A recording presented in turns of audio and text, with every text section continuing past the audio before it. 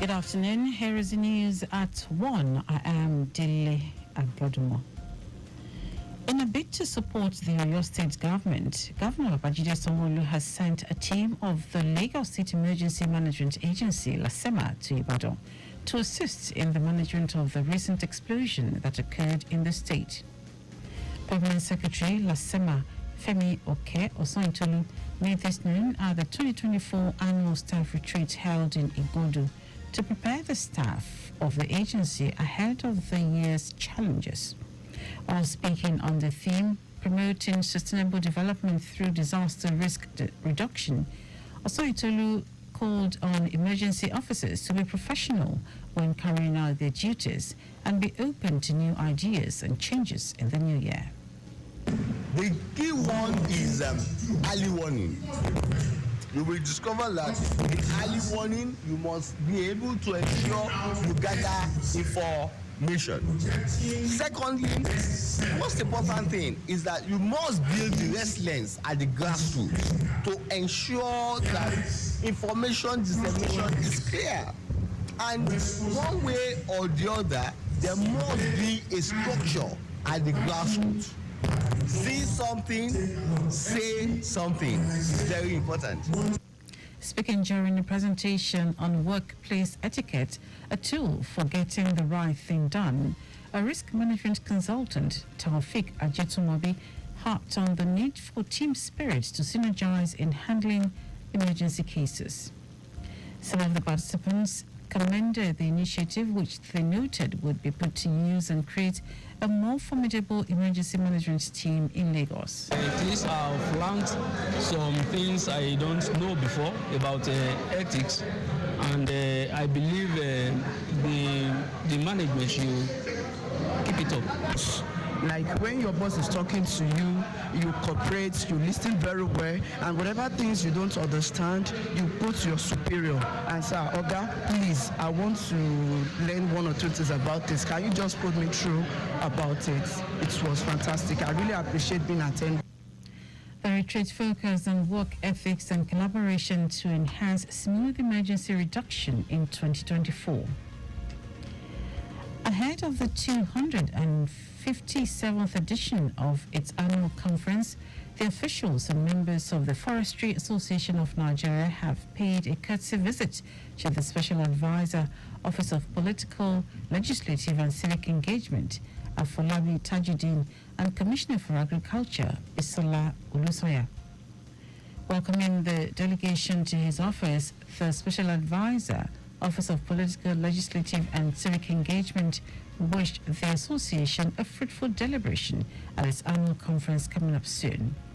Afolabi, who is also the current president of the association, charged the body to chart a new course and organize various programs that will bring about a more friendly climate and economically stable society.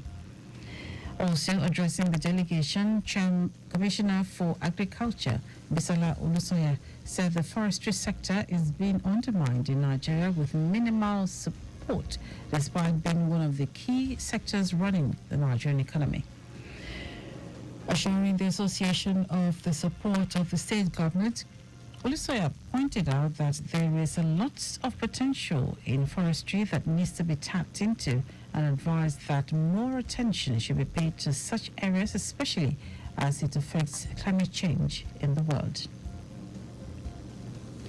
Lagos State Ministry of Wealth Creation and Employment has concluded plans to commence a capacity building and human capital development training program for youth on skills and knowledge necessary for employability and entrepreneurship growth, tagged the Transforming Nigeria Youth Program. The training, scheduled to kick off in the first quarter of this year, is a collaboration between the Lagos Ministry of Wealth Creation and Employment and the Enterprise Development Center of Pan-Atlantic University. Commissioner for Wealth Creation and Employment, Akiyemi Ajibotafe, said that 10,000 women will be trained within the next 24 months using a combination of online partner-sponsored and physical community learning under the program. He stated that applications for the training program would be open to all youth in the 20 local government and 37 local council development areas in the state, stressing that a seed capital of 200,000 naira would be given to the best 80 successful participants who complete the training program. The Chief of Air Staff, Hassan Abubakar, has directed personnel across the country to remain and maintain a high level of vigilance and alertness. According to him, the current security situation bedeviling the country calls for one to be vigilant. He spoke at the Nigeria Air Force Base Socio-Cultural Activities BASA in Abuja. BASA is an annual event held by all Nigeria Air Force units to celebrate the end of the year's activities and showcase Nigeria's diverse culture. Ogun State Governor Dapo Abiodun says Nigeria needs more universities to tackle the problem of access to tertiary education in the country. Abiodun also advocated an increase in the carrying capacity of existing universities.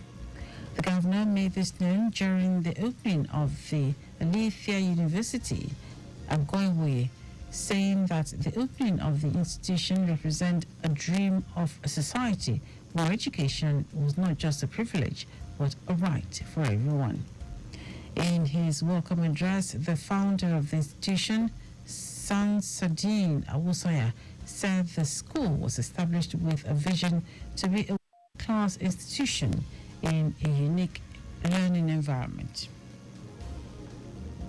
Now to foreign news.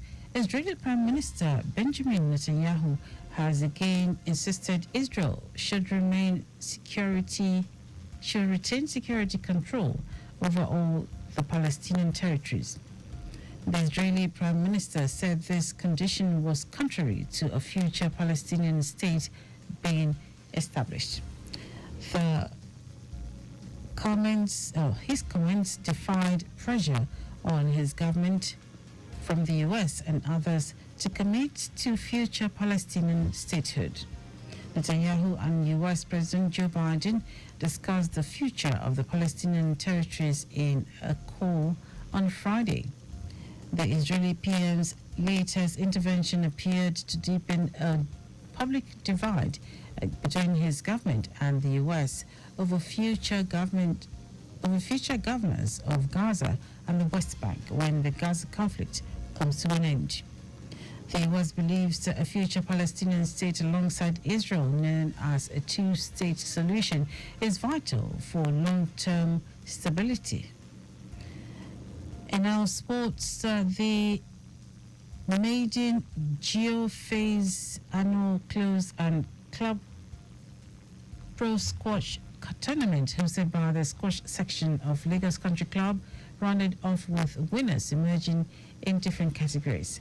A former Nigerian number one player, Jude Ode, who is now based in the United States of America, won the tournament, while Sean Peters of an academy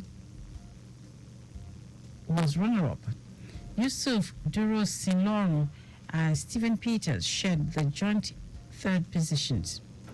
In the closed event, Murphy Yusuf won the veteran category, defending Tunde Adewoye in a very tough and engaging encounter. Deji Sule and Taiwo Sani shared the joint third place. In the men's category, Jude Ode also won by defeating Bumi Akwata, while Haniel Haddison and Dayo Tifashe shared the joint third position. The sponsor of the tournament, Kayode Waliu, promised to make the tournament better by the year, while president of the Lagos Country Club, Sheyi Adeomi, commended the sponsor and enjoined other members of the section to also make similar efforts to raise the bar in the game of squash. That ends the news as one. Just before we go, slow down at road junctions, intersections, and pedestrian crossings. You can follow us on like all our various social media platforms: X, formerly Twitter, Lagos Traffic 961, Instagram, Lagos Traffic Radio 961, Watch us live on Facebook, Lagos Traffic Radio 96.1 FM. On YouTube, subscribe and watch all our previous programs and news on our channel, Traffic Radio 961. Did you know the Sanwo-Olu administration began community tourism initiative? You get more details on the Lagos State Government website. For contact with the newsroom, send a message to Lagos Traffic Radio at lagostate.gov.ng. That ends the news broadcast compiled by Kayode Mafolashiri. I'm Dele Agadumo. Good afternoon. Thank you for listening.